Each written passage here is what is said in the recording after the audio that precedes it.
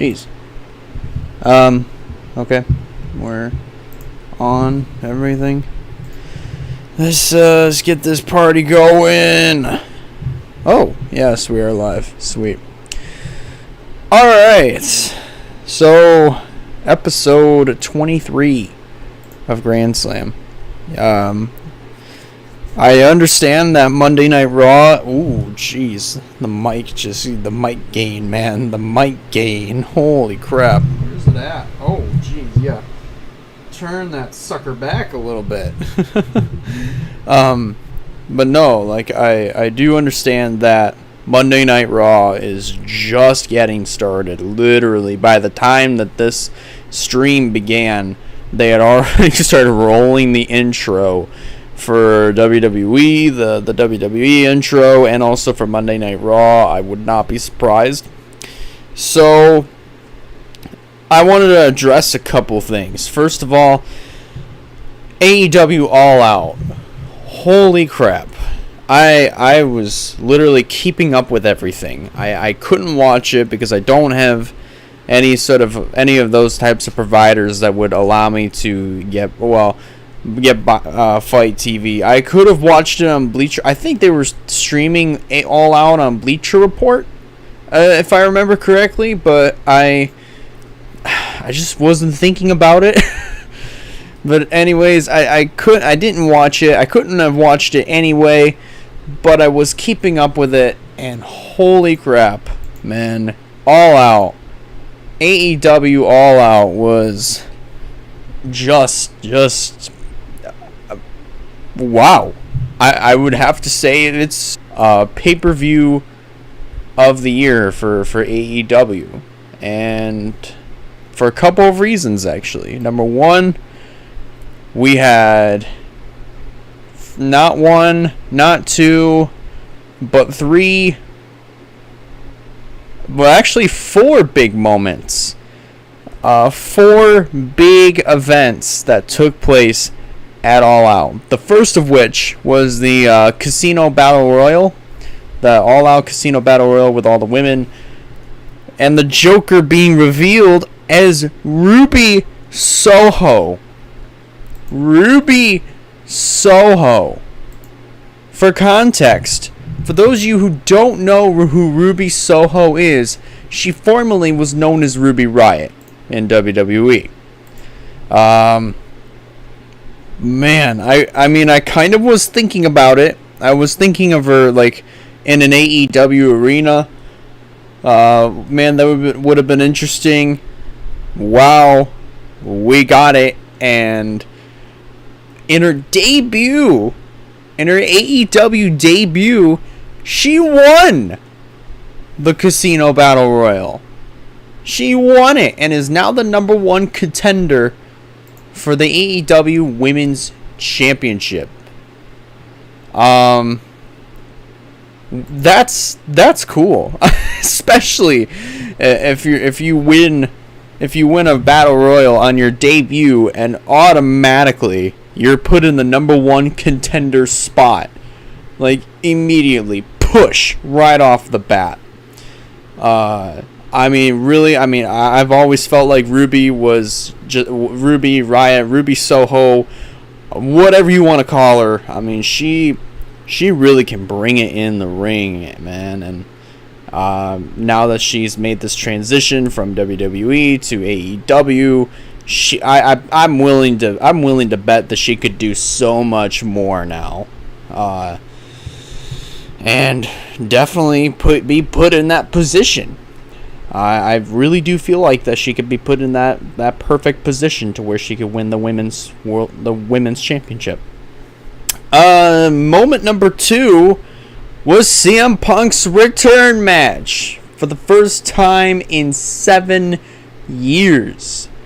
We saw CM Punk compete in his very first match since 2014. I know I said the same thing, but you know what? Oh well. Against Darby Allin, they both gave it their all, but man, CM Punk has still got it. Won the match. Definitely saw a very good moment between the two, Punk and Allen when they gave that handshake post-match. The amount of respect that they've got for each other, man, after that match, that I'm willing to bet that was really good. That was awesome. Moment number 3 was the AEW World Championship match where Christian Cage was going to go up against Kenny Omega to take another title away from... Well, Christian was going to plan to take another title away from Kenny Omega, which was the AEW World Championship, but Omega retains, and the Elite comes out, and they've been teasing this for a while, but Adam Cole, baby, Adam Cole jumps ship to AEW, and I don't really think it took that long. Because when was NXT? When was his last match in WWE? Okay, let me take a good hard look at this. Let me go onto his Instagram. I'm actually looking at Instagram right now and going in that order, really. But let's see. It looks like this is a house show. No, I think this is it right here. Looks like August, no. 36 was the day after. It was the day after SummerSlam. It took him at least up until, I think up until probably about a month. It took him about almost a month, maybe 2 weeks, to show up at AEW. But right off the bat, anyways, to get back on track, right off the bat, Adam Cole joins the Elite. Joins them. And then shortly after that, the final moment, Bryan Danielson, whom we have heard rumors of him going to AEW, shows up. Yep, the rumors are true. He's there. And he lays waste to everybody. Well, not everybody, but Lucha House... the Jungle Express. I can't remember the actual name, but the Jungle Express comes out to aid him. And, hey, man, 4 big moments. 3 huge debuts. 3 big debuts at AEW All Out, man. I mean, that was freaking amazing. I mean, to just witness as I see like Bryan Danielson come out, then Adam Cole makes a debut, and he was like, I'm like holy crap, oh my gosh, it actually happened. Because usually whenever you find articles on the internet, I mean, like putting out rumors of these things, usually sometimes they fall through, sometimes they're either not true or just the plans just fall through. But man, I mean, I guess this was kind of perfectly executed, if you ask me. But anyways, let's get down to the main topic that I wanted to discuss here, that I briefly wanted to touch on, was Becky Lynch. We're revisiting Becky Lynch for this episode, and I definitely am starting to have a little bit more faith in Becky Lynch's ability to be a heel. Now, when I say ability to be a heel, I mean the ability to get the crowd to hate you. I feel like she's there. She has turned down Bianca Belair not once, but twice. However, per Adam Stern? No, not Adam Stern. Frick. I already forgot his name. Hang on. Well, I know Sonya Deville was there. It was Adam something. What was the guy's last name? Hold on. Let me look for the picture. Because he's there. He's there. Excuse me. Jeez. Let's do WWE on Fox. The on Fox Instagram page. Okay, here we go. Where's he at? Shit. Cannot remember what his last name is. I really can't anymore. Like I really cannot remember anymore. Oh yeah, to go back on that, to go back on Adam Cole, his last match was August 22nd. Was it Adam Brown? I legit. Anyways, but no, per WWE management,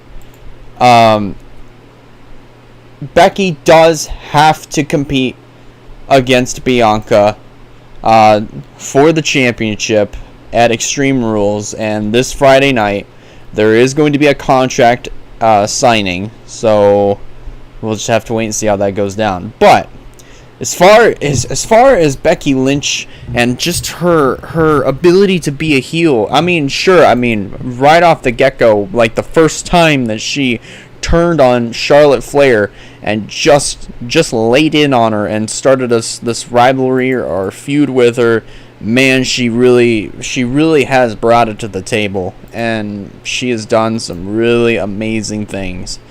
But the only problem was the crowd was cheering her. Like, no matter what, the crowd was behind her. Which, I mean, it's not necessarily a bad thing. I mean, Stone Cold Steve Austin kind of did that. I mean, he was kind of a heel to heels. A heel babyface to heel heels, if you get what I'm saying. He acted like a heel, but he was a babyface in the crowd's eyes up until he was a heel. He was a heel as a character, who then eventually turned heel to the fans, in the fans' eyes, once he turned on The Rock and once he joined forces with Vince McMahon. I mean, that's a different story. But as far as Becky Lynch, just being that type of person, not giving an absolute crap about anything or what anyone is doing, especially if it's outside of the women's division and the men's division, as far as what Roman Reigns did on the same night. The fact that she is a heel and she means it. I mean, that's what you need to do. You have to convince the crowd. I think to me, it's just you got to convince the crowd that you are a heel, and you got to do heel things to say, "Hey guys, I'm a heel, boo me." I don't know. I mean, I don't even know what I'm saying anymore. But either way, I mean, I am starting to develop more faith in Becky's ability to get the crowd against her, and I'm really looking forward to seeing how this contract signing is going to go down. And Extreme Rules is on September 26th, so we got ourselves another after this Friday. We've got ourselves another 2 weeks before Extreme Rules, so I'm really looking forward to seeing how these next 3 Friday Night SmackDowns are going to play out up until Extreme Rules. We're going to see if this match that was supposed to take place between Bianca and Becky at SummerSlam, and Becky's win up against Bianca Belair was no fluke. We're just going to have to keep our eyes open, and we'll see where it happens. But anyways, that's going to end off episode 23 of Grand Slam. I want to thank you guys a lot for watching. If you liked it, be sure to give it a like, and if you haven't considered subscribing, I recommend you do so in order to keep up with some fine content coming out in the near future. And that about does it for me. I'll see you in the next one.